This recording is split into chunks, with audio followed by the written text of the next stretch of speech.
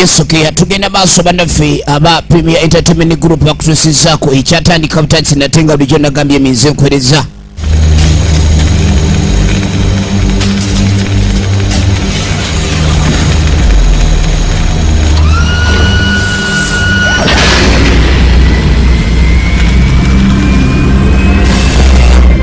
ekyaditandikwa firimu egenda maaso mpolampola sagala bakunyumirize era nga bannaffe aba Ezinunula Travels bagamba abeetaaga bannansi eziba physician health care assistant oli IT professional oba oli software developer bagane oba oli muvuzi wa mmotoka ate nammwe abaagala ogenda okukolera e Dubai kwegaba kutwala ku kikulooni Premier Entertainment Group ekyali ntandikwa aba Ezinunula Travels basangibwa butereevu ku ofiisi zaabwe ezisangibwa e Nyanama era gwe na yetaazi bakwire kusimu 0752761856 ekyali ntandikwa firimu egenda maaso kakati nunga tutandika waliwo emmotoka yali ejja wabula ng'eraga evudde lugendo Bondit Media Capital nga begasse wamu ekyali ntandikwa firimu egenda maaso obudde bwali buwungeera mutakalabika ali avugidde akabanga afirimu by Matt Murray ekyali ntandikwa firimu egenda maaso sagala ekendi ogisubwa nga bulijjo okwamu mu production yeerekera erudda waliwo engeri y'akabuga wabula kano kali wala Kelani Luz yakulembedde abazannyi agamba agenda kulabika nti awagira n'okugidifendinga ye constitution ya America ne constitution eya New Mexico Chad Michael Collins ku screen agenda maaso alayira okuweereza ofiisi gyateereddwamu wabula erudda bakulaga waliwo alina kyeyali aziika kyokka bw'amaliriza erudda waliwo yali agezaako kumunta ogwataaba bino bibig siga Helena Harrow njakuweereza mu mazima obwenkanya so Mukama Katonda nyamba Mike Ferguson Luda alina be baziise mu ddungu jjukira akabuga ketulengedde kali masekati ga ddungu tuli mbagiyita Desert Dawn tukyali ku ntandikwa tugenda maaso Lodi alayidde okuyingira mu Yafes Justin Nesbitt. That's great to hear. Thank you.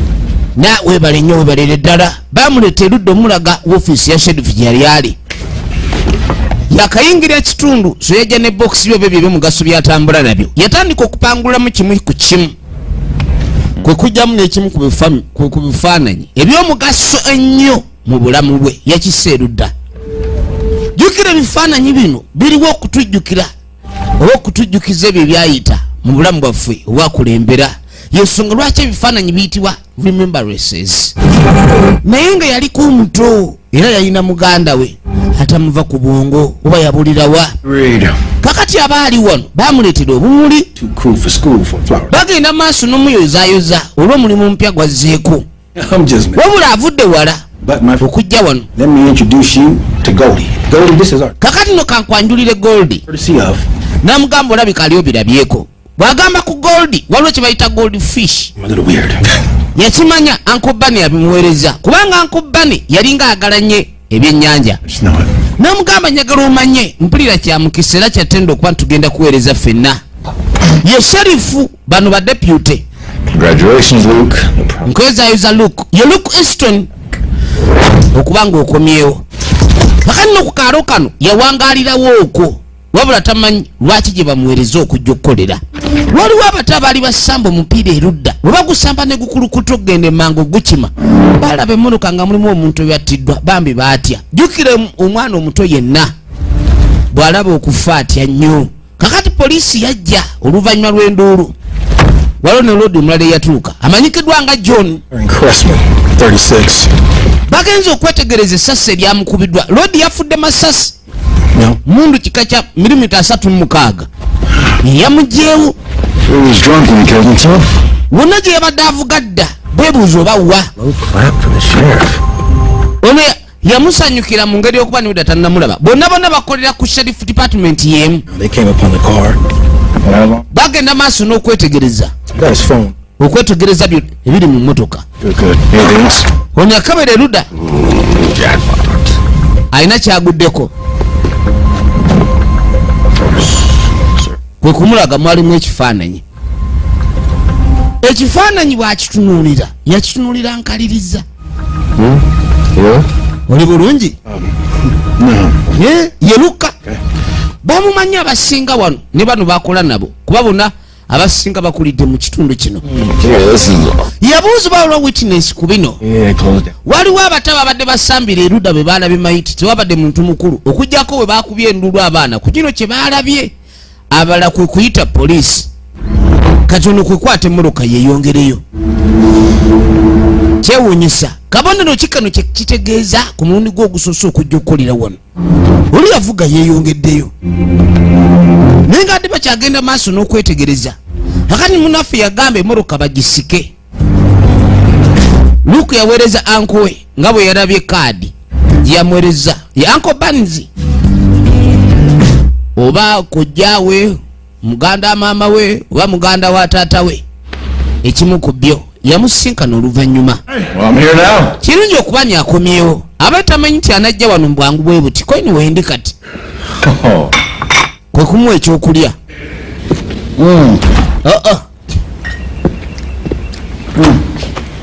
Bia takyayagala bia naye ng'ali munywi mulungi alabika mu biseera ebyemabega. Yambuuza ebintu bigenda bitya amaze ebbanga taliiwo. Lodi abadde musirikale mu San Francisco bw'agaana n'okunywa amazzi yasalawo yagaana okunywa omwenge yasalawo amu ecupa y'amazzi. Bulamu tebubadde bwangu. Did you get a chance to see Cheyenne yet? I haven't. Hell, you two were childhood sweethearts. Will I'd thought for sure you'd be married with children by now. Everybody did. Yeah, it's muntu okubeera ng'oli balshovo. He didn't teach you any smarts, that's for sure. Ebintu bingi ebibeerawo oluso ebituyigiriza now. ate naddala ebintu ebisinga otuyigiriza byebyo ebintu ebitwetoolodde ebitutawabudde. There's one of a kind. Those fish are rare breed. Yagamba ebyennyanja ebeeranga rare breed. They do the listening. Laba kakati no yabawo ebyo ebiragiro byo ne biwulira.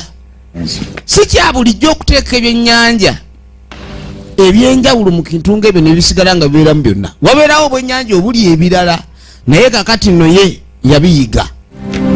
Kyava yeetegereza yalina n'ekifaananyi kyabwe nga bato. Lodi yalina muganda we. It's crazy down at the station actually. Laba I got a case today. yamugamba nti owa ebintu bigenda bitya kwendi waliwo ebyekiralu ku station kubanga n'omusango gwe yasookeddeko kwegamba wabaddewo okutemulwa ku sheriff department muba mulina okubanga muddukanya amateeka nga wegandibadde gatambula. Laba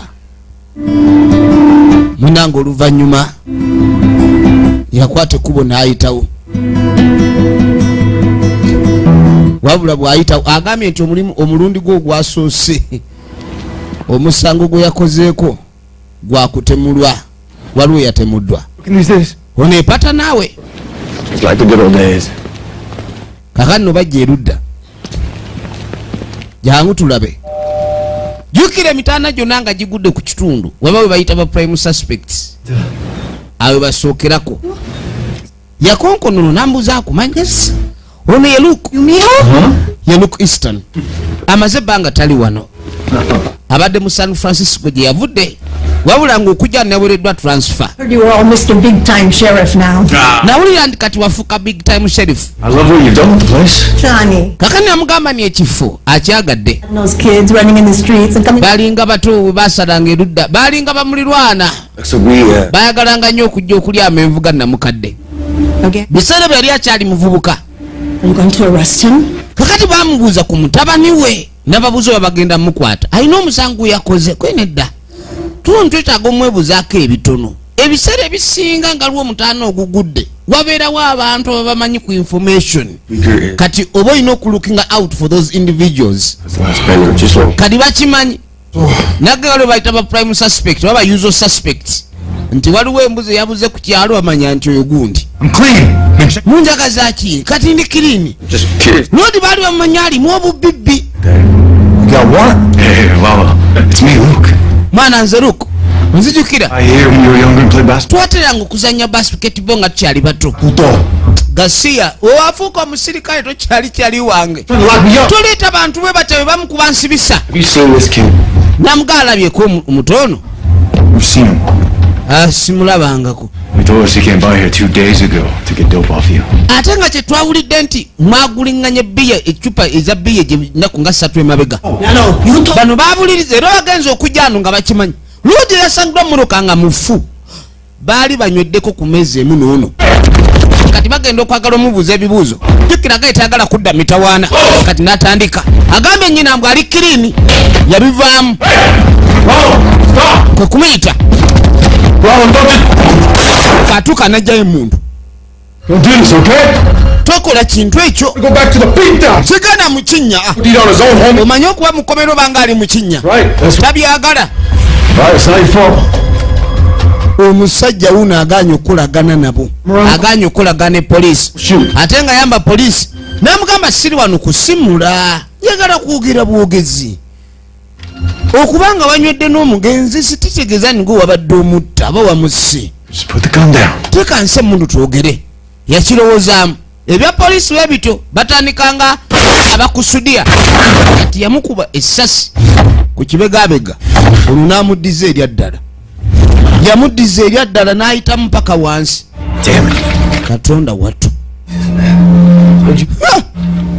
ebintu ebikwasaganya otya yarabbi tugenda maaso kyatandika butandisi nagambye nga bulijjo eminzi enkwereza firimu zaffe zirimu ba agents baffe okusingira ddala era ne ku munowooki mwena abali mu bendo okuva kajjansi mwena ntebe mujja gende wa E&E video library ne Lexco buterevu agent waffe atwatwale bendo eryo tutandika butandisi firimu egenda maaso kakatwadde erudda waliwo nakyala yasituka abaali wano tusanyusa okulaba oli mulwadde gwani kwenze kale onoonya okuzanyira kwe kuyitawo nakyala yali musawo wewula aliwo omuto aleeteddwa maama yalina ekizibu babaako abato bazanyira erudda namugamba oli seefu wano nagaasagala azuule nti ndi wano bananga abaami abagenda maaso n'okisusa omukazi ono omufuula eŋŋoma si kirungi namugamba wano ojja kubooke namugamba nti weetaakwe kubeera seefu kiweetaaga musajja mulalu musajja akukuba bannange naye omanyi omusajja okukakana ku mukazi nabanga akuba eribbi wuno amuyiye n'obulinda minyira namuga tofaayo ono nkola naye ngenda kukuleka mu mikono mirungi yeekubidde enduulu wabula gyekubidde enduulu njagala olabe kaka ne tudda mu emergency oba emergency ward. Dr. Gomez will be attending you with you. Kakano tuba tulya unakyala yatuuka. Dr. Gomez? Yamuga Dr. Godens agenda kuba ayogera naawe. Queen Dr. Godens, Shai Godens. Ye. Nakyala atuuka butuusi abadde alina appointment okusooka. Waliwo nakyala yali kubidde enduulu namusubiza okumuyamba. Yamuyita erinnya lye Luke Easton. Oh. No. Awudde boogera ku Dr. Godens atamanyi Godens bw'amanyi. For you. You went out and you did it. Yafuka musawo kati. Wow. I'm proud of you. Yera nkwenyumirizaamu. Gosh, I've been meaning to call you since I got back in town, but... Namugamba dde sinnakubira ku simu okuva ennakomyewo. Baali bamanyiganye jjukira kuno kwe yakulira. Who said about Eduardo though? That kid is always getting into trouble. Yeah. How's Mrs. Rodriguez doing? She's good. She's one tough cookie. Yeah, she is. I mean, it's not easy to take care of a grandson like that. Okay, doesn't look too bad. Just a grace. I guess. Kati yamugamba n'ekiwundu kirina bulabe nnyo bw'amaanyi. Yabadde Grace kyokka. Dang. You don't look too bad yourself. Life in a big city did you good. Well, Kati yambuuza ekibuga ekinene kigenda kitya kuba abadde akolera mu bibuga ebinene big city. sure I really fit in. Wanewavu obanga ali mu katawuni akatini. Big man in campus. You fit in anywhere. I'm serious. Naku zaabwe ez'emabega. How about you? Gw'oli mu mbeera ki? I do a lot of volunteer work now at the women's shelter. Akola emirimu mingi alina ne shelter. There's Jjukira gy'ava. give me a call. Abantu bangi ababeetaaga obuyambi ng'oba oli awo ewaka wabalemye balina empisa eziri ewaka ezibagobyayo kati abantu abo alina shelter mwabakuumira then n'abasakira obuyambi ye mukyala gutulengedde Right now, abadde yeetaaga support kubanga bawa amukuba nnyo I was such a mess because of everything. kati onyamuga njagala kwogerako naawe oluvannyuma lwa wano Queen simanyi you could have. namugamba ate njagala kwetondera oba oli awo nali nsobi ebiseera ebyayita olamu ngambo kyankalanyiza kwendi I see entuufu eyo byogerako I am, and I would never leave you like. kati mbwalayiranga bw'atali muleka mu bulamu kyokka ng'ate bw'abadde amulese Can I call you sometime? nyinza okukubira ku ssimu olumu I'll think about it. nja kukirowoozaako koni kale kakaali kamaali kali kamaali omanyi oyinza okuva ku kyalo n'omala emyaka 10 nga toliiko nolowooza ndina muggaji wamuleka ogenda kumusanga asiraanye bananga ogenda okuddanganyirira naye okunyirira okwo kuba kwokka oba kubaako mulala asoberera kandi ekyo nakyo ekibuuzo kati lodi adaala atandikire we baakoma kati yakoma weewuwe mu kapatimenti ke alina wumbwa ye gye yazze nayo kyava jjagiwe kuki ku byokulya kakano ssebo balina diet program oba jjo baalidde binyeebwa leero anaalya kanyama kwe kumuteera wali akomye waka bwe kamala okulya nako ne kajja kaagala kuwalampa akano shayin amuweereza message ndowooza owulira bulungi kweni si wabi Good night kisses. Good night kisses. kadi walinawo good night kisses ekiro ekyo nga nakyo kigenda naye mutulo waliwo ekifaananyi kiri kye yalabye ku byabaddewo byonna omusango ogwo ogwasoose muganda we gwe yalinga naye nga muto okufa kuli ebifaananyi birthday gifts birthday celebrations kwegamba ate birina engeri gye bimuzukusa mu ngeri y'ebirooto ebyentiisa tugenda maaso munange nga tukwate bwe tuyitawo ne tukomawo ku police department jika tuli mu Arizona state munaffe yateeka erudda waliwo ebintu ebitonotono byebasanze mu muruka naye ekifaananyi kino kyamutwalidde nnyo ebirowoozo ekifaananyi kino eky'omukazi ono yaani kati yawandiika erudda mulimu ku bintu ebyasangiddwa mu muruka mwabaddemu ne risiiti ezebwe bye baaguze erudda kubeerako wajja oba obiguze abantu bano jjukira emmotoka abaddemu kifaananyi kya muwala n'omufu naye omuwala teyasangiddwamu naye ate omufu yasangiddwamu balabika balina gye basuuse okubaako ebyokulya bye bagula kwegamba omuntu nga bamanyi ennaku zino nebogenda mu supamaketi yonna mpozi nga oguze mugana amaduuka aga bulijjo retail shops ezo gye batagabaako risiiti ku buli item gy'oba oguze naye mu supermarket item neba ya 5 bakuwa risiiti yaayo kakati mwabaddemu engeri y'essimu bagisumuludde mulimu ne videos abantu bano lika babadde baagalana naye yeebuuza ono munne lwaki ono ate afunye nnyo interest ku mukazi ono masimu kige bakubyeko kulika ya Chris ono Chris yaani babadde boogera naye Chris itawo tugende tukole ebifaananyi ebirala wabula yali mu interested mu kifaananyi ky'omuwala ono muwala ono naye nga tulaba ebisinga biringa ebyasimuddwamu naye mubaddemu ekifaananyi eky'omusajja oli ng'alagamu baamukubye n'ekifaananyi nga bamuziika efirimu egenda maaso kaakati twadde erudda ekifaananyi ekyokuba omuntu ng'alinga omufu ng'alinga aziikiddwa teyasangiddwa mu mmotoka omuntu oyo kiki kati kano kaali ka restaurant No. Just looking for a couple answers. Is this your handwriting? yabuuza ono obeno handwriting aliwo nokunonya answers entonotono. People you served? Waliwo abantu baliwo nowaguzizza ebyokulya. For them, it was a woman and a man. Wabaddewo omukazi n'omusajja. Comped. Why was it comped? Naye baatutte it was a cromped. Pauline and said to. Waliwo kye bayita cromped sale. More, Omuntu n'agenda ku restaurant ne batunda ebyokulya naye n'afuna bya bwereere. One of the owners here. Yagamba boss we gwe bayita ke Morris. remember her name. Ojjukira linnya lyo gwe mwaguziza? Nedda. Is there any? Tebatera kubuuza mannya ga baklayant si kya bulijjo mu wooteri. I'm not a. Naye boss nannyini wooteri ye yawadde wooda oba balya ku jjuuye ne batasasula. Kati bafunye obwokulya butono ne beeyongerayo. Mr. Morris never gives anything comped. Mr. Morris tatera kuwa buli kintu kyonna cromped oba omuntu okumuwa ku bwereere. Listen to her. Yeah.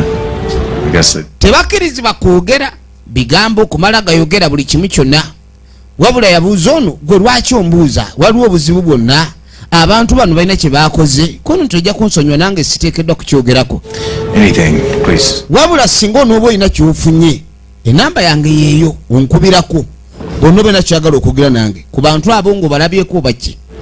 Wabula bayogerako omusajja mufu. Firimu egenda maaso. Fingernails, nothing but a hole through his brain and powder burn. Kati ebiseera ebisinga ba coronas naddala abapoliisi bwe baba beetegereza abantu bano abaafudde bakebera fingernails. Mu fingernails singa wabaddewo engeri y'ensiitaano oba okulwanagana fingernails zino zimanyi okusigaza sikiini ez'abatemu mu fingernails kubanga omuntu oyinza okweyagala omutuga naye n'akwagula. Kati basobola okulwaninga DNA eya sikiini ne bazuula nti ono yabadde lwadagada oba yabadde gundi. Kati wakyaliwo ekikyamulemye ogatta. Kati twadde erudda njagala olabe atandise okukola okunoonyereza ye East Luke oba Luke Easton yayitawo emmotoka lodi mwe baamutidde yeeno n'atandika ogyetegereza buli wamu jjukiraga emmotoka bajja gyetaaga era bagijja kukula musingi ne bagikuumira wano bwe bakuumira ebizibiti byonna yeetaaga okwongera okumanya emmotoka bano kye baabatidde kyabadde kikulu ate omuwala talabikikako kyokka ono yabadde n'omuwala era ebifaananyi byalabikidde mu ssimu ye yabikula omutto ogw'emabega waliwo gino emiti egyesigama buutu waliwo jake zino nga bw'omanyi SUV kyavaakona wansi awatera okuterekebwa omupiira oba spare tire. Kakati bw'ayuza ekigoye najja agenda okubikula wabeera spare tire nga waliwo nsawo. Nsawo yaki? Ensawo eno yaki? Gajjayo ensawo agenda okugjayo ensawo. Weetegereze firimu weetegereze firimu bunda waliyo bunda laba kash laba kash maama nnyabo mu musirikale ow'ensi endala investigation eba yeeyongera mu maaso. Omusirikale ow'ensi zino ensi yeeguba ku mulimu.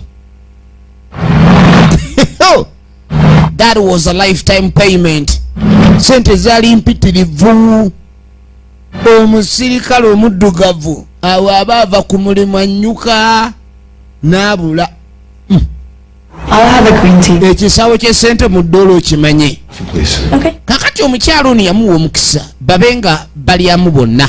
So, Yashai Is there any reason you picked this place? n'amugaaliwo ensonga yonna lwaki walonze ekifo kino. we had our first date here, and Jjukira olunaku lwaffe olwasooka wano Long time ago. n'amugaa ebyali biseera by'emabega ebiyise we were really good together, Shai. Until you left. nangaa n'ebiseera bye twali tuli bulungi twali balungi kwendi mpaka ewagenda. Omukwano gwaliwo era nga gutambula bulungi naye ono kasita yagenda Yeah.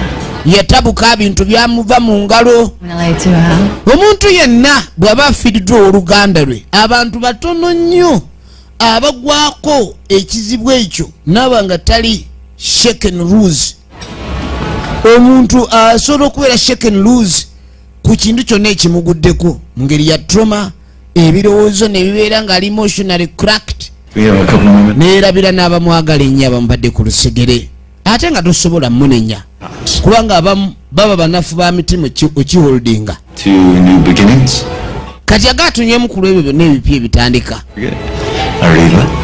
Abajo.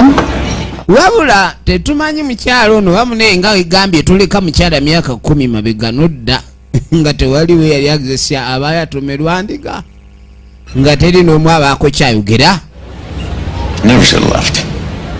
And waited. oba oli awo sandigenze It's too. nandibadde sigenda And it just kept on haunting me. And ekintu kino ekyagwawo kyasigala kintawaanya first my parents died in that accident, and then sir, okuva bazadde bange bafiira mu kabenje ako I lost it.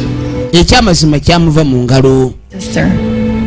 kwegamba ebirowoozo weegendereze nnyo bwana Adamu ekintu kyonna kiyinza okubeerawo nga kigezo to shake you loose Inside, kakati bazadde boono bwe baafa kyamukuba nnyo and not being able to find. yanywa omwenge muyitirivu nnyo nga takyajjukira birala bya mugaso so nga waliwo abagamba mbu life is for living Then you said, bannange akufuddeko omuntu waluma naye bado kyalina kyakuzza sorry. kati ate oluusi oyinza okufiirwa ebyomugaso ebirala Right, just like everyone else. naye yagezaako okulwanyisa omuze ogwo n'akomawo ku bigere bye You did the best you could. namuga abakola ekisoboka kubanga abasinga bakomerayo ddala ne batadda waliwo ebigere byoyitamu oba ebigere byobeeramu naye nga tosobola kubivaamu abantu bangi waliwo gye basuulibwa mu bulamu naye nga tebasobola kugolokoka kuvaayo naye omuntu yenna bw'oba ozuukuse n'ogoloka okuva mu kinnya nodda engulu nakyo oluusi kiba kirungi laba kakati munange oluvannyuma Find anything on Cressman? waliwo kyemuzudde kyonna He's clean. I mean, it's just a CPA, which is a courier from Morris. A courier. This may be money laundering. What about the girl? She called him on a burner phone. Any ID?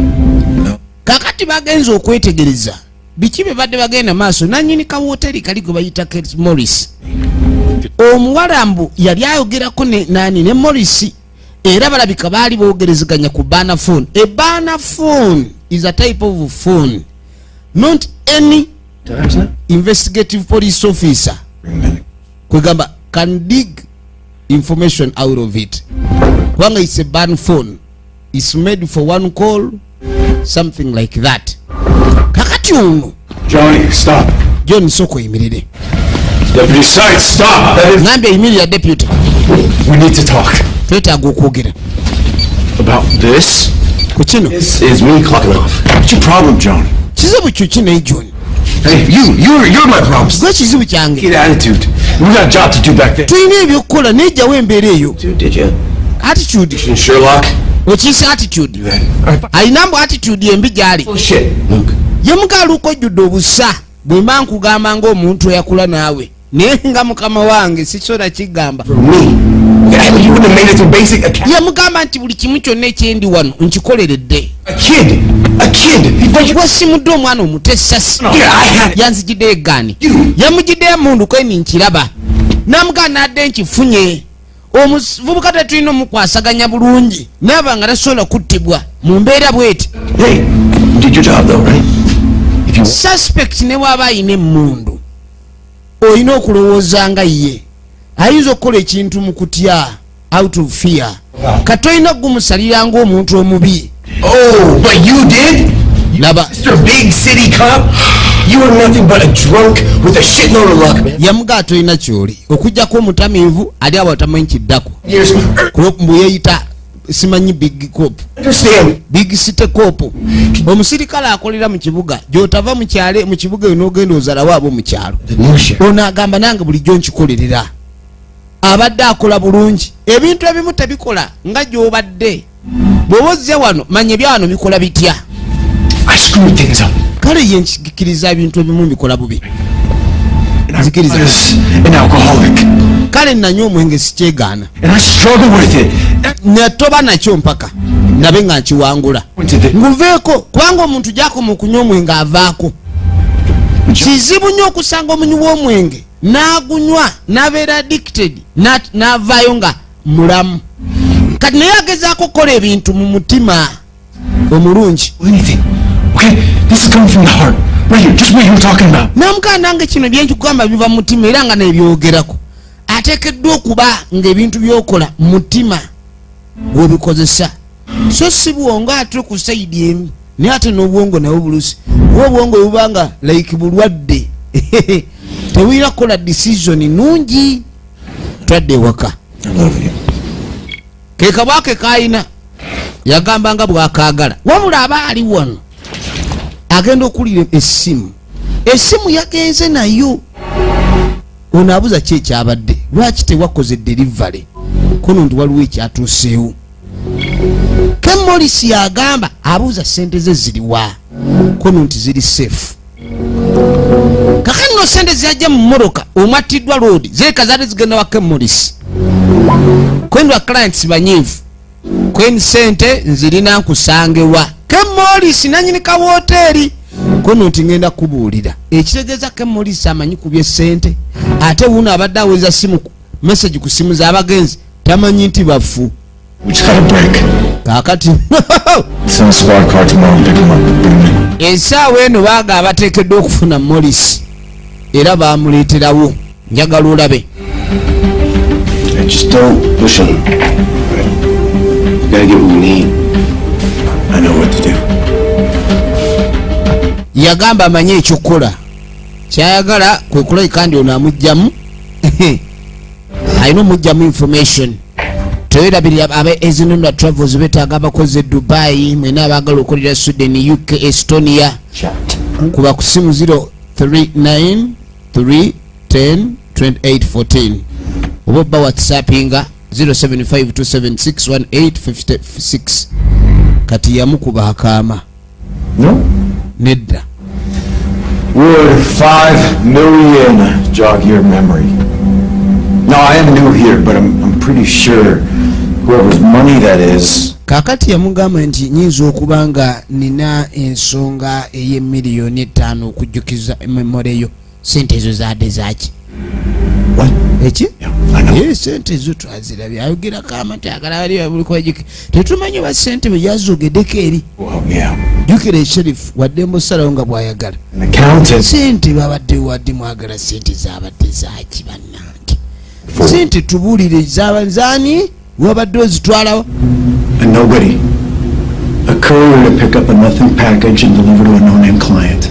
Kaakati nno babadde balina emmotoka kubanga efuna sente zino Only some danger. mu ngeri ya package. Yagamba tayinza mubuulira bisingawo famire ye eri mu buzibu. Sooka olabe. Just some girl Pressman was fucking. Ono omuwala yaani Where she is now? ali wakati No? simanyi. I got an idea. Take a look. Nina ekirowoozo sooka olabe. Alinga yaziikiddwa ekitundu mu ttaka. Well, let's run this through. We have a suicide. We have a murder. And we have a very expensive package. Kaakati nno baasanze package ey'omuwendo mu mmotoka. The last person. Emmotoka abattiddemu omuvubuka oli oba omusajja oli yonna gye baatutte omukazi tetumanyi kubanga layika omuvubuka oli abadde atambula n'omukazi. Kyokka waliwo ekifaananyi ekiraga okuba nti nno kyabadde mu ssimu y'oli omu ku mugenzi. Tugambe nti oli we yamaze okuziika omuwala neyetta. Kirabike nga yabadde suicide nti omusajja alabika yasse omuwala bwe yamaze okutta omuwala oba n'amuziika gye yamuziise then naye neyetta. Kirabike nga suicide. Because Kati ono yatuuka jjukiro n'akimanya akozesa maanyi John. Tetwagala tugire ebintu bino kuba twazudde omuntu eyatemuddwa. Ate omusajja oli olaba entabuka ye naawe. you're a person of interest in a murder investigation. Simanyi oba oli kika kya muntu eyandyagadde okubeera interested mu kikolwa eky'obutema mu kunoonyereza okw'obutemu. What? Yeah, right now. Please do. Ffe tumuseeko ogw'obutemu tetulina kyekkola kuba badde oyogera n'abagenzi. So, Nedda. was Cressman supposed to deliver the money to? Kati emaali eno yabadde eragawa. Danes. Jack Danes. Yadde egera Jack Dance. Jack Dance yani. Oh. Just stay far away if you know what's... Kyenyinza okugamba omusajja oyo temumusemberera kumpi. What's the money for? Essente zaadde zaki simanyi. Just a middleman. ye mu deliver To deliver packages to my clients. ya delivaringa packages eri baklayant be bamugamba gino ne wano gitwale wali Different. kikola njawulo ki Pressman didn't show at a drop-off for kati bagamba nti ono teyalabiseeko ku drop off eyabadde ne sente teyalabiseeko ozadde zirina kukola kikuleetebwa. He'll kill me if he knows I set him up. Do it. yagamba bajja kunzita bebamanya nti nze musetiza bwe nti kyogenda okukola. I'm gonna take this. kaakano baagala simanyidde nziwaakako ne tudda erudda Sweet. ono ali eno ne maama we More. nakyala wuno shey kweni shey This is Sheriff Easton. He's here. ono sheriff easton ali wano kuyamba munyonyola ebizibu byo. He's been jukira nakyala yatugambye alina kasheruta kaddukanya weewano wayambira abantu abali mu buzibu ng'ono I can't. ate ng'alina n'obuweereza ku ddwaliro yemuga ngenda kuyamba naye ebiseera ebisinga omukyala bw'atulugunyizibwa bw'ati n'atawaaba ku poliisi oluusi kuba kutya kiki ekyo omusajja kyayinza okuzzaako owaabira essajja poliisi n'etalikwata please. ezibadde empiko olwo ne likutuga kati labayo yeetaaga obuyambi neetaagala biyingizamu poliisi oluusi abakazi baba baagala nnyo babba baabwe nga ye okumukuba kale abaamulumya naye nga tayagala bamusibe abakazi atyo gye bali Tell me. I'm sorry I got you. abakazi be batyo bagwa mu bizibu enkya negulu yakwata omwana we neyeeyongerayo ye ati tayagala biyingizamu poliisi yamugaa tolina kyamu kyokoze okumpita okujja wano naye munange toyinza kweyingiza mu nsonga zatayagala kuyambibwa poliisi toyamba muntu atayagala muyamba tekiri mandatole okuyamba omuntu gwa atayagala kumuyamba nedda kakati musajja mukulu avuga ekiro agenda wetegereze naye agenda okwetegereza emabega nga kirabika waliwo emmoroka ate ezijja zimuvaako emabega omanye emmoroka egoberera naye tebula alengeranga emmoroka ezimugoberera lindako kyava aweta nezireega nayongeramu endiima omanye omuntu agoberera tabula yasibira wano kyava agijye mu kiwato bageze bawete emmotoka yiyo neyimirira ngaeri omuntu abadde agoberera naye nakwata mu kiwato ziri bbiri nezimala nezeyongerayo wafunire essimu Daniel Stone 409 Colburn Road Morris yamwereza message baagala kumanya denzi ono naye ng'akwata eggaali njagala weetegereze tunulira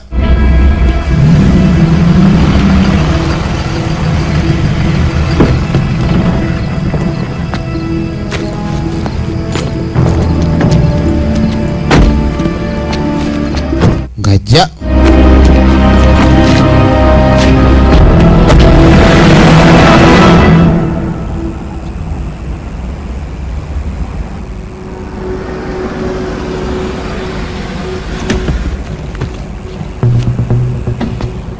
endagiro gye bamulagiridde yiino ng'atuuka. Who are you? Ono yaani? I'm the man with the money. Yenze omusajja ow'essente. He's having some girl troubles. Tayagala twala mu mitawaana, tayagala kimaliriza mu ngeri ya mitawaana. Laba. Pass it over here. Lwaki totuwadde ensawo wano? How about I trade this bag for some answers? Watya ne mbawo ensawo eno naye ne mubaako ansa ze mumpa. Good. Kirungi. Are you a cop killer? Oli kapukira. Bamugambye nti watya ne tukuba ne tutwala ensawo kweni muli batemu abatemula abasirikale. Questions? Katugenda kuwa ebibuuzo byotubuuza tukuwe ansa zaabyo ove wano then otulekere ensawo. Next question. Ekibuuzo kibuuze. In another room. Ring a bell? Ono mumumanyi? Nope. Nedda. Thumbs up. Obudde buweddeko obuuza ekibuuzo ne tukuddamu. Mumumanyi? Nedda. Tuwe ensawo. Tuwe ensawo. Obwagazi obungi buli ku nsawo n'agikanyugira oli. Bitch, check it. Gikebere. Ono genda okebera ensawo kubaddeko obusendesende kungulu munda mpapula z'amawulire. You know what? Cop killer. Ffe tutemula n'abasirikale kati. You know what? Light him up. Mumukoleze. Yagamba bamukoleze.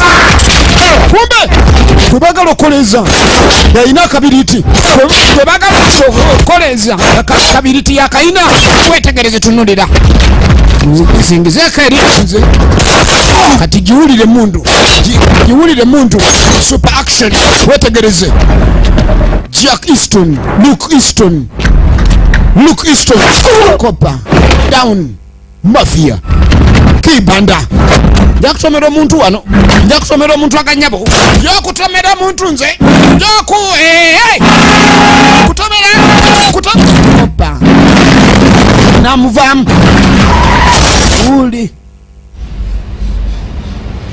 Amuvuddemu abadde ayagala kukola kya gasiya yakwata ensawo neyeyongerayo yakyusizza motoka mugezi yategedde bagoberera eri kati nakyusaamu oteekeddwa okubanga obwongo bwo bukola nnyo okukola emirimu ng'egyo kati twatuukira ludda kati Uncle Bane yuno ono yamugambye enkola ye y'emirimu yakutankula minuko awakula eminuko bannange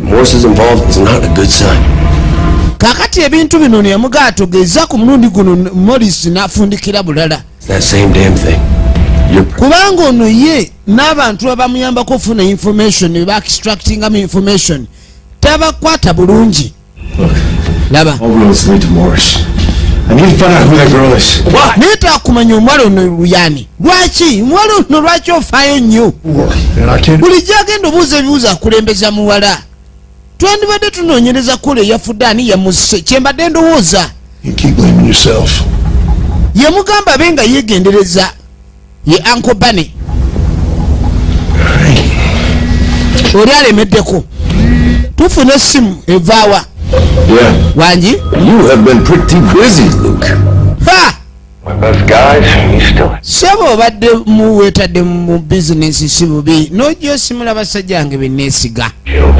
If I don't get back, what's mine? kaakati ojja kumpa ensawo yange nga tutaddewo olutalo I don't care about your money. nze sifa ku ssente zo I would appreciate you returning my money to me. nze nandisiimye bw'ozinziriza Pay whatever fee you have once you complete the... oba si ekyo nja kukola okukyala kwotaayagale Sure. I wanted to... omanyi okibanduka nga omusirikale omanya ababanda ba wano bakambwe ennyo nosinga poliisi I bought and paid for more of you and your... Chad Mike Collins firimu nga sniper Morning. I'll be forced to come and take it from you personally. kati sente wenaaba sizifunyiwe bukerere enkya ekintu tugenda kitwala mu ngeri ndala kibanda alabula poliisi abapoliisi abamu balinga mbwa bamanyi n'okuzinga kati ogenda okudda eno waliwo gye yatuukira Well, as much as I'd love to say that I'm here to enjoy the ambiance, naaga tugambe edi wano kunyumirwa the ambience. Ambience is the collection of lights engeri gaakamu beautifully. I have a job. Yamugamba nti njagala obeeko omulimu gw'onkolerako nno nina omulimu. And I told you I'd pay you that job. Who cleaned your day? Under the sun. Laba gwe bazze okuwa omulimu laba agugaba. Gwe bazze oguwa atunula nga ataagukole. Package. Are you being serious? Ayagala bamuleetere package ye. Yakanze dda. Jukira omuntu yenna okukola olutalo ku poliisi wadde oba ogikanze n'etya naye era tumala gagendayo nga fala. Come on now, boy. Kati beetaaga banoonye engeri gye bayinza okukolamu omulimu guno nga tebalwanye. You do this simple job for me and come down an extra $50K. Ready to live with the package. Kakati ng'agamba singa tumala okuluwalinga package ffenna tufunamu. Yatandise nga atagwagala era ng'omuntu anaakuseera ku mulimu gw'aba akoze egenda maaso naye nga twongera obajjukiza ndi Paul ku Nairo enjeru MJ Digital Solutions erukaya ewamuzeyibbale ba agents baffe mbawulira The details. Shakul Miles Ntungamo emabega wa Bus Park Skytech Kabohe Atenga Kawesa Pandora Mbala Katete Antipro Chazanga. What was that about? Tugenda maaso ne filimu yaffe. All right? Yeah, it's fine, just fine. Ready to get wet, kid? Kakati yabuuza ono oba omulimu bali bulungi bagukole omulimu n'okola. You always want to be. Omanyi ebintu bya sente bino naye banga magneti z'olina mu nsawo ze zikusikiriza ogenda ozongereko. You broadcast the rest of your life. Kakati obulamu bwono oba obadde akasente oyiiya kayiiye yesaawa obeeko kyokola kwentunywemu balina okugenda okukola ki okunabanga omulimu guno bagumaliriza. Tunuulira firimu njagala olabe weetegereze bajja gukola. Tudde Ruda on a read.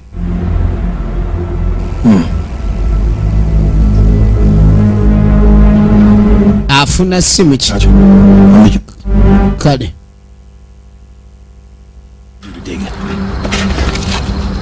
nje tusime. It's all we can find, so. Bamukubidde essimu omulimu guuku jayo tulabe.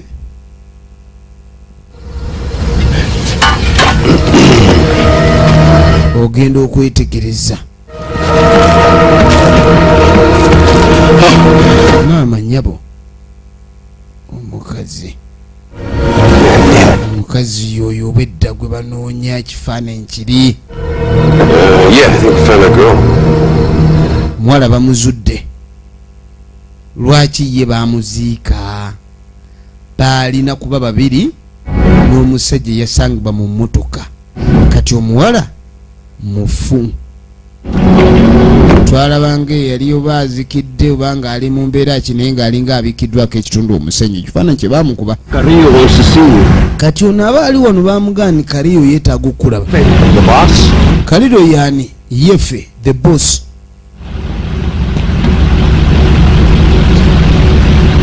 Baamusalako oba ze emmoloka zino ezasooka omugoberera ekiro kya luli nga balayika baali bamwagala naye nadduka nnyo era bwe yatuuka gy'atuuse nagy'emmundu bali ne beeyongerayo naye nga leka baali baagala kwogera kati baamusanga emmundu gituwe kuba tuzze kwogerezeganya ng'amugajja osinkane Kaliiro yefe the boss. Kati nga bajja bamuyingiza mu ggaali nga bamwongerayo mu kumwongerayo mukulu yuno kwe kusooka omukuba saaki bamukuba saaki yeetegereza kati awo woyingirira Mr. Easton is coming in. Have a seat. Mwami Easton tukwaniriza afunawo otuula. You all have choices. Nina ekyokusalawo nti awo olina okusalawo osobola ogaana otuula. Ye boss.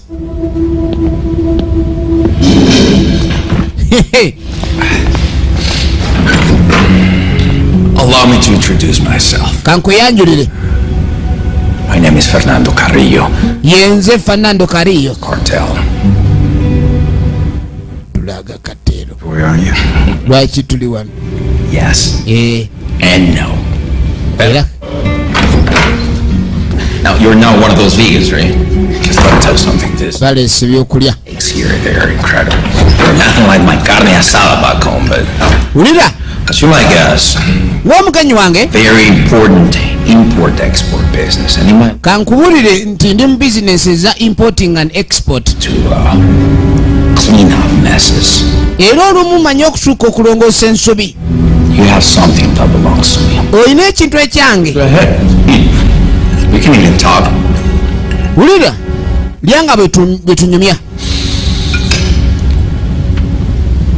I'll take great personal offense if you don't share it. Nja kulaba ng'amanyiddwa okukyaza omugenyi ne mugabula n'atalya. amaze okimanya oli bizinesi zaalimu ayingiza n'afulumya ebyamaguzi. Seems like we have a mutual acquaintance in... tulinga abalina mutual acquaintance. Of course, he's been the conduit to my business interests here in the States. At least he was until... kakati mbu waliwo Lodi yasangiddwa nga mufu abadde conduit mu business enge gyazidukanyamu omukwanaganya. My merchandise with my own money. Kakati waliwo abantu ate baagala okugula ebyamaguzi byange ng'ate babiguza ssente zange. Mexican candies. So let me get this. Kati yamugamba business gy'olimu kone nti olowooza ntunda sweet waba Mexico. Ali mu njaga tayinza kumwekwekerera. Mubaamu ba drug lords balinga bakambwe tati agamba poliisi nti nkola mu njaga jukire wabe mu Mexico wabamanyi. Kakati ono sente ezigenda maaso n'okulumaganya abantu wano zaali zize. Era sente bazibba ku ye ate ze baagala okukozesa okugula ebyaki ebyamaguzi bye. Kakitegeeza tewaba bizinesi abanga awaayo emaali ye bamuwe sente ze. Kati ye nno sente amanyi nti ono yaziina olugambo lwamutuuseeko era okumutuuza mu meeting eno ayagala abe nga sente ze bazimuddiza. I took her in when she was young enough to groom. And after everything I did for her, she never really liked turning tricks, so she talked Cressman into taking... Kakati waliwo omuwala ku buli kimu gwe agamba bakoze naye ebbanga ddene era buli kimu kye yalaba ng'ateekeddwa okuba alaba omuwala ono yamukolera ebintu bingi naye yatandika omulaba ng'alayika akyuse nga balina omumuggyawo. Why are you telling me this?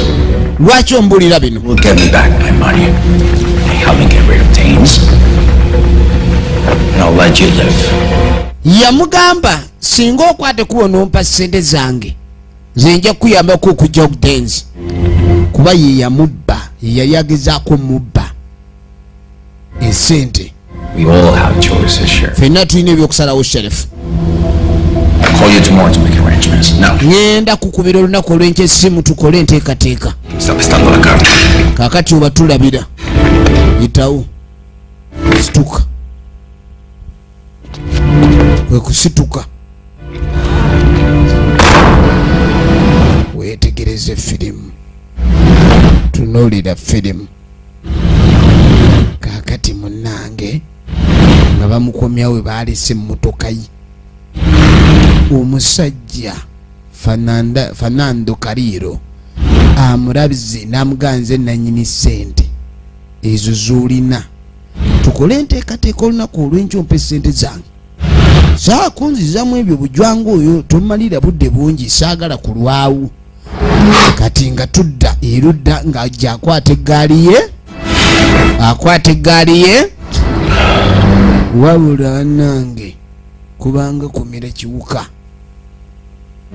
ogenda oyogera n'abo banda webakwefuulira lwakuba nono naye yagumya mutwe nga mmale olumu akola ebintu nga talowoozezza ku kiki kiyinza kuvaamu naye ekyasazeewo kyekiriwa ogenda owulira essimu ewuluguma mu kujja gikwata kyonna kye bamugaa yagamba kanzije ni mukubo ng'akwata gaali obudde nno tugenda okweregereza nga busaasaanye n'okusaasaana. Yatuuka nga kiki? We found her. Twamuzudde. Sarah. Yeah, she was in a shallow grave. Abadde mu shallow grave. They're going to do an autopsy, but they think asphyxiation. Omuwala Sarah. Bano b'ekifaananyi we baakiraba kale oyinza okuba ng'oludde okulaba ow'oluganda lwo tetuganye ono olwayogera erinnya Sarah yali yayingirira emirimu gino nga batambuza basomosa ebitereke naye nga bakolerako Morris. Kakati ate ko Morris yali akolera Godens kirabika bali balina kye baali bagize nga sente baazibbye bubbi ebintu bino bibaddemu okufa. Omuwala wuuno alabika omuwala ono afa atya tunulira firimu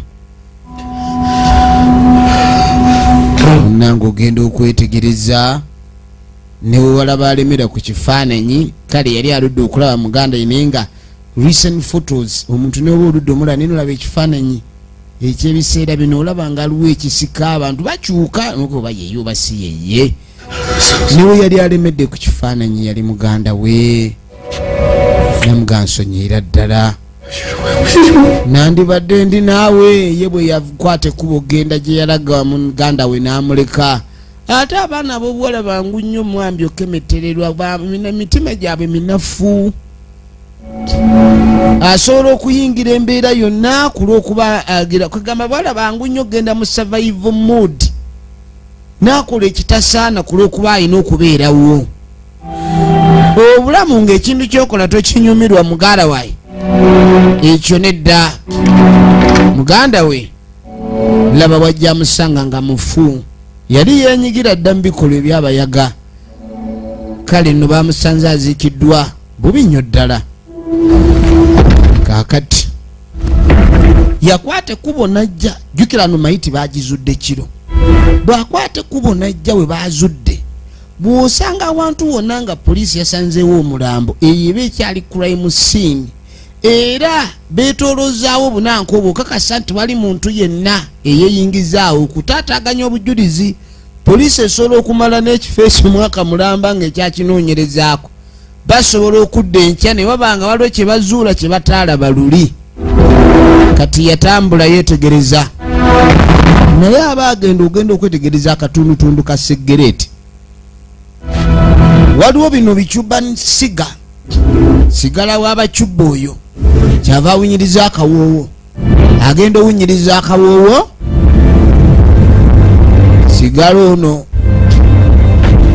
kyava ateeka erudda weetegereze munange muganda we baali bamuziika sasa agavugira mu motoka bye yasembyeyo okulaba byonna musajja bwatubimukuba encukwe Uncle Barnes amuganjangu nkwagala mu bwangu kono kanzije kumakya yatuke wa Uncle Barnes.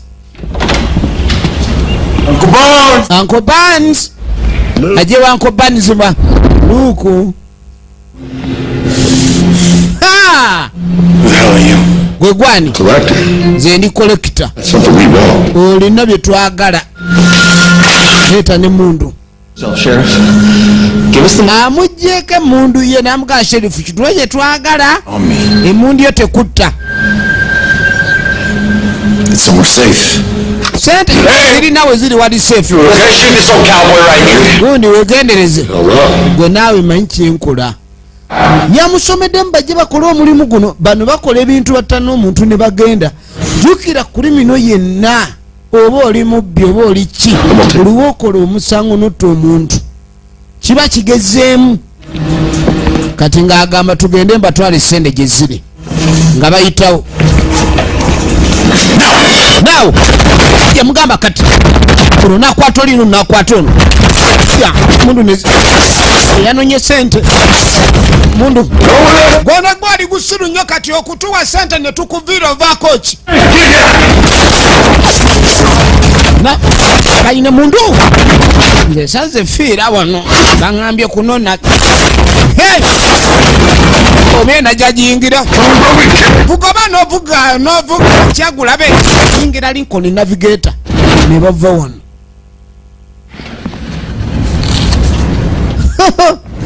kaakani Uncle Barnes bayise ku lugwanyu kati sheyi yatuuka kweni oli bulungi Oh, hell no, I'll be fine.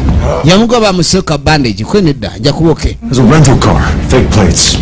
kali bagezezaako kulwaninga naba plates naye nga ziri fake emmotoka baleka bagyeyazise Here, who gets balina license plates ze bassaako okulabika ni bagenda okukola emirimu emikyafu This shit over? ne bogezaako gifollowinga number plates zibeera fake take Uncle Barnes and get out of town. kyova olaba osanga emmotoka n'ogyetegereza nga enamba plate ekufaananira gy'omanyi kumbe waliwo abaagigeseegesa abantu ageeta number plate n'akuyitako nga efaanagana naye ng'emmotoka ze zaawukana Do this for me, okay? kakyoni yamugamba yetaaga amuyamba ekintu kimu Let's pick up. embeera eno eriwo ate ekirabika okuba nti baagala munnaffe Luke Easton kyandibanga kireetedde okubanga kiviirako abamwetoolodde okulumizibwa. Kati yagamba Uncle Barnes obutaddaka bali bayinza okuddako eni apaana. Iye Katonda wattu nandibadde nno naye ebikozesebwa. Agira abeera ku poliisi w'abeerera safe. Yeah, talk to me. Kati Kaliro yuno. That's good. Ekyo kirungi. Don't worry about it. I won't hurt him. Just want to get my money and deal with things. That's it. Nayagala kufuna ssente ze biggwe. I said not to worry about it. Nagambye obutakyeraliikirirako. Siya. Kakati munange. Put the phone down. Ono aba ali wano. 50s covered in tattoo. Ken Morris. And your old sidekick. Yo! What? Kiki? Don't play games with me. Tonzanyisa. 2 guys came after me. Asajja abiri abaze nga banondoola. I don't know if they're part of Dane's crew. Nze simanyi ebinaako ebyagundi bakola nabo. Call Dane's. Nagambye naye abantu bano siba togeze ekyobusiru kubira Danes. Kale musajja mukulu ali mu kunaaba. Kraft screwed up. You don't think? Ebintu byanoonese. Give me the phone. Mumpe ku ssimu. Morris? Hello? Morris. It's Sheriff Easton. Ono Chief Easton. Put Morris back on. Teeka Morris ku ssimu. I'll give you your money. Nja kuwa sente zo. Information. Neetaaga information. Do this over the phone. Bino tubikolere ku ssimu. Person. The old Grand Hotel. You bring me my money. Ye ayagala ssente ze.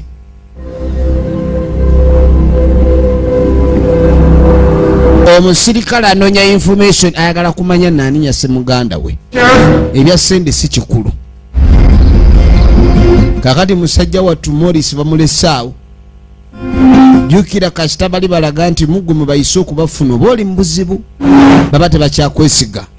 Okyayinza okwogera bingi by'omanyi ku bo. Kati musajja mukulu yakwate kubo n'ayitawo ekiro.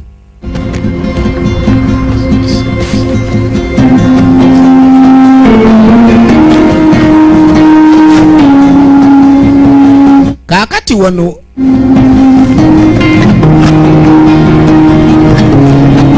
nga gyasima nga bw'omanya eddungu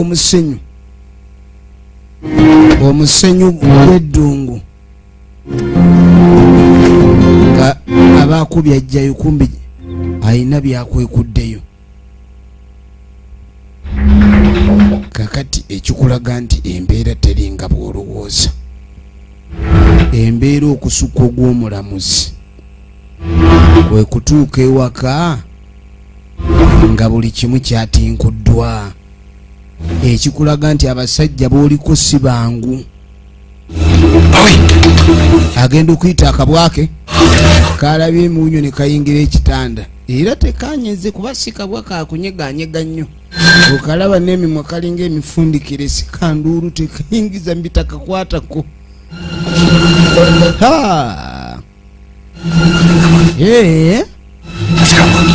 Okay. Bwe bibanga bwe bituwe biri kale kwe kufuluma. Kaaka tugenda okwate kubo tujja. Mwangu tugende. Kumba abasajja bakomyewo. Olwo babadde bawerekeddeko Uncle Barnes. Mbunno bajje banone ebikozesebwa waka. Kyokka oli agaite bava ku poliisi.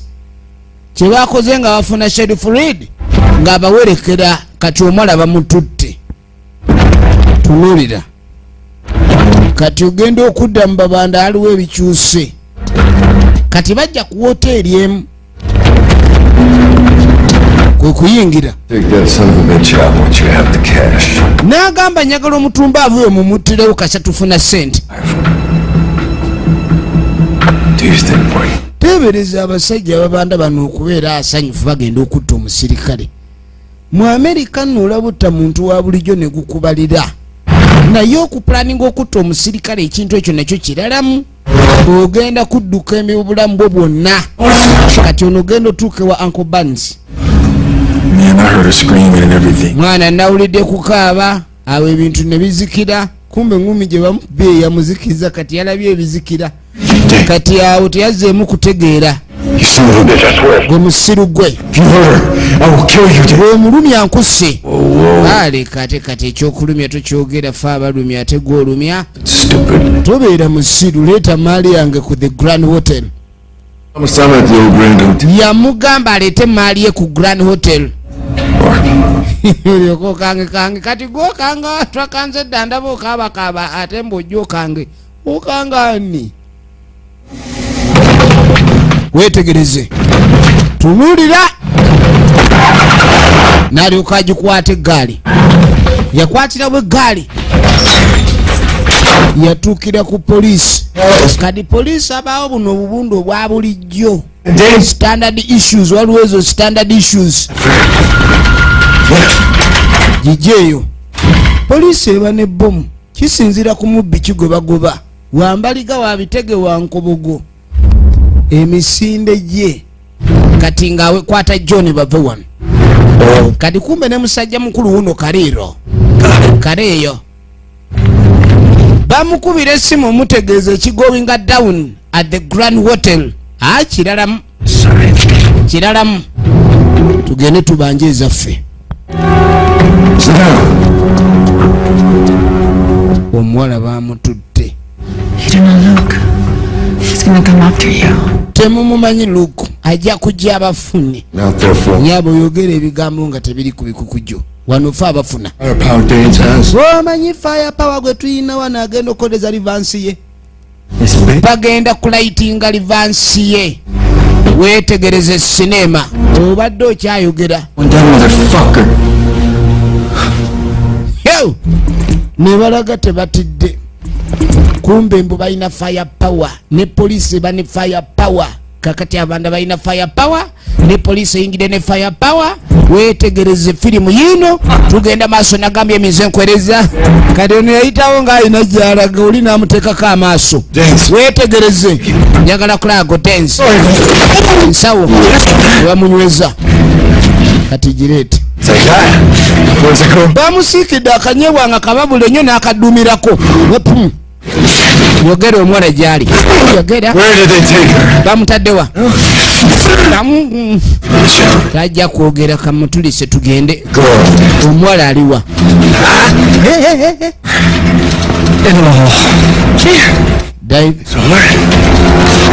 owedde olinda ki owedde olinda ki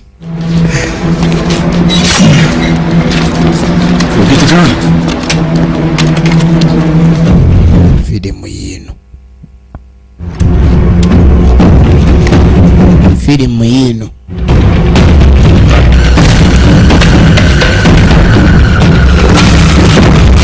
ensawo n'agirekaawo ensawo n'agirekaawo sekatendasa bayingidde bakimanyi we balumba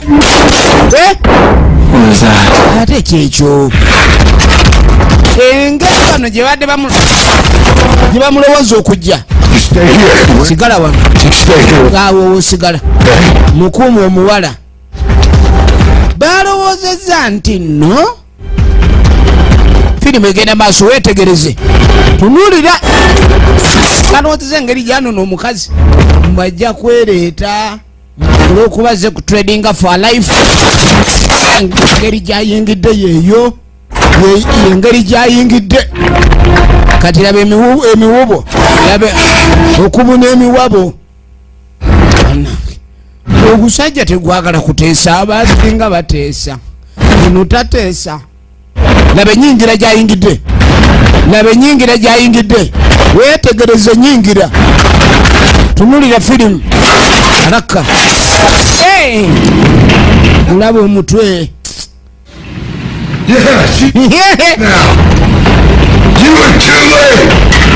wonzita bajja mutta kopa